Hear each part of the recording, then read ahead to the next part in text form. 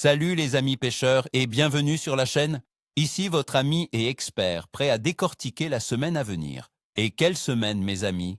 On se penche aujourd'hui sur les prévisions de pêche en Belgique pour la période du 5 au 11 janvier 2026.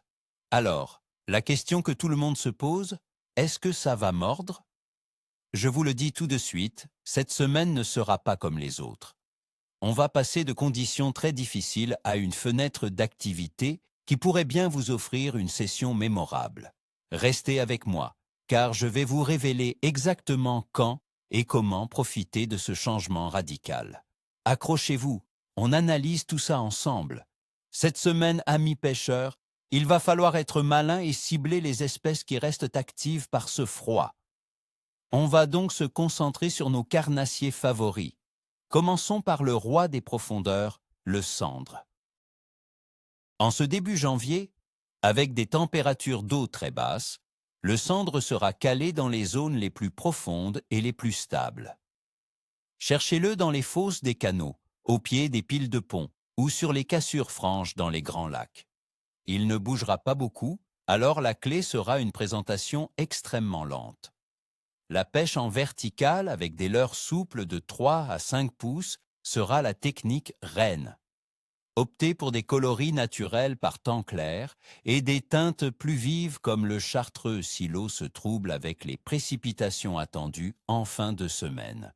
La touche sera très subtile, un simple toc dans la ligne, alors restez concentrés. Parlons maintenant du grand brochet.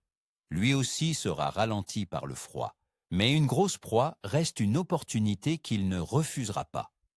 Oubliez les récupérations rapides.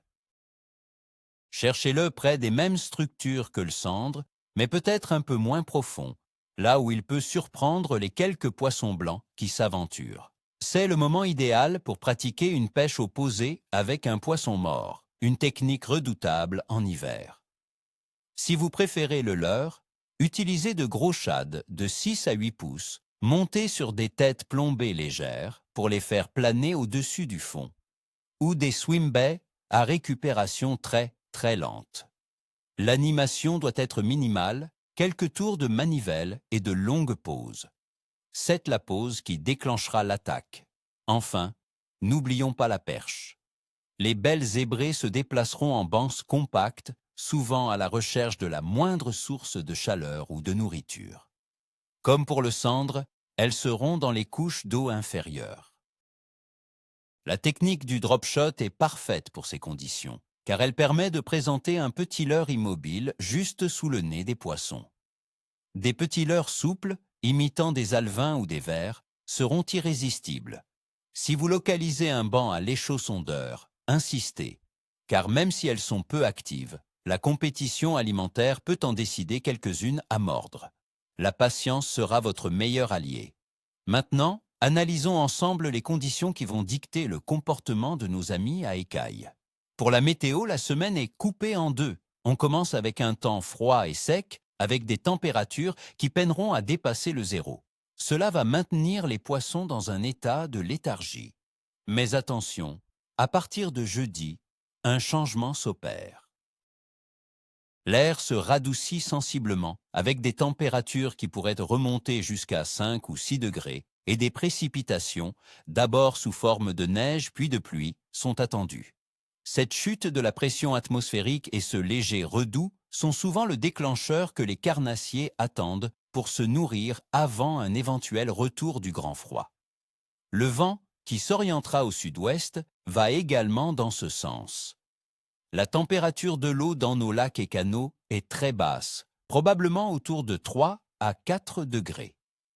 Dans ces conditions, le métabolisme du poisson est extrêmement ralenti. Il digère lentement et se nourrit donc peu.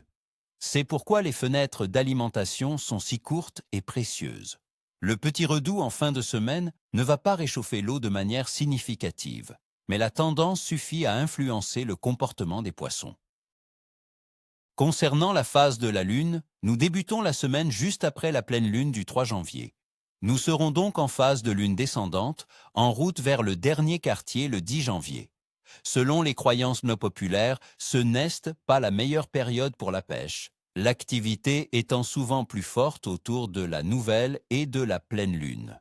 Cela renforce l'idée que le début de semaine sera difficile et qu'il faudra vraiment compter sur le changement météorologique pour inverser la tendance.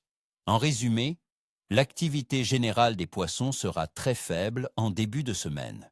Les poissons blancs seront quasiment inactifs, regroupés en bancs serrés dans les zones profondes. Les carnassiers, nos cibles principales, seront en mode économie d'énergie. La clé du succès sera de profiter du créneau de fin de semaine, où le changement de temps devrait les pousser à s'alimenter activement pendant une courte période. Passons maintenant au verdict, jour par jour. Le lundi 5 janvier, le temps est froid et stable, les températures sont négatives. Le potentiel de touche sera faible. Il faudra pêcher très lentement et en profondeur aux heures les plus chaudes de la journée, c'est-à-dire autour de midi. Le mardi 6 janvier, les conditions sont similaires, très froid, partiellement nuageux. Le potentiel de touche reste faible. La patience est de mise, ne vous découragez pas. Une seule touche peut sauver votre journée. Le mercredi 7 janvier, encore une journée très froide, peut-être la plus froide de la semaine avec des minimales à -5 degrés. Le potentiel de touche est très faible, probablement la journée la plus difficile. Pêcher fin et technique. Le jeudi 8 janvier, le changement commence. Le ciel se couvre, les températures remontent légèrement pour devenir positives. Le potentiel de touche devient moyen.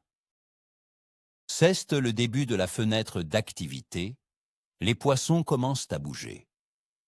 Le vendredi 9 janvier, amis pêcheurs, c'est la journée à ne pas manquer. Le redout est installé avec des températures pouvant atteindre 6 degrés et de la pluie. Le potentiel de touche est bon.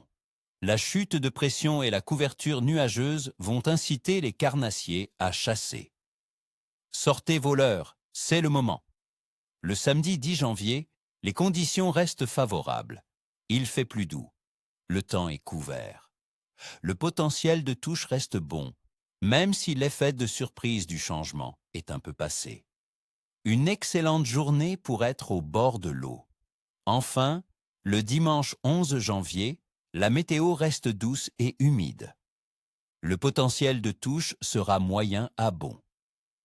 Les poissons seront encore actifs avant une probable stabilisation des conditions. Une dernière belle chance de finir la semaine en beauté. Voilà les amis pour ce bulletin détaillé.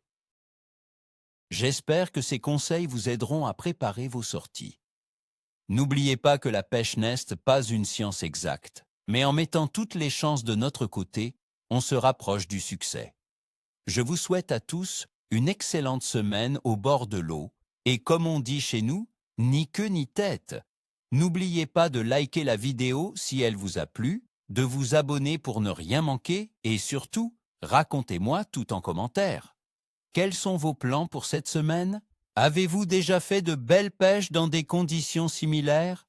Partagez vos expériences, j'ai hâte de vous lire. À très bientôt les amis.